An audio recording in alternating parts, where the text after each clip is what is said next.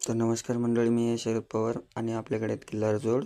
तर आपण बैलाचे शिंग घासायचा हे करतोय, म्हणजे की घास पेपरने शिंग घासतोय. बैलपोळा जवळ येतोय, त्याच्यामुळे आपण बैलाची तयारी करतोय.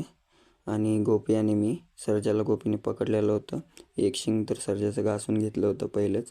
ते पुढे दाखवतोय कसं घासून घेतलं होतं तर.